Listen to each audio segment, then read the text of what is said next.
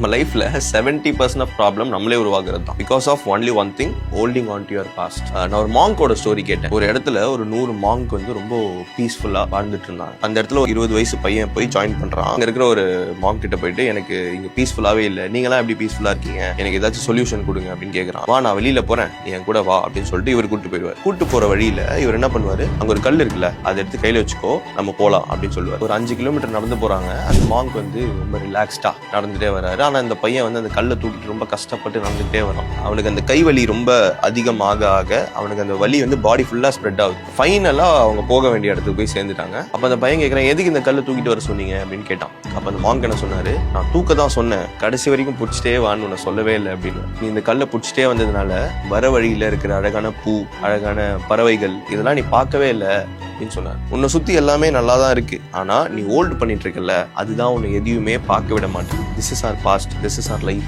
நீங்க சின்ன விஷயம் தானேன்னு சொல்லிட்டு நீங்க ஹோல்ட் பண்ற உங்களோட பாஸ்ட் ப்ராப்ளம்ஸ், மெமரிஸ் நீங்க விட்டு வராத வரைக்கும் you will never feel peace.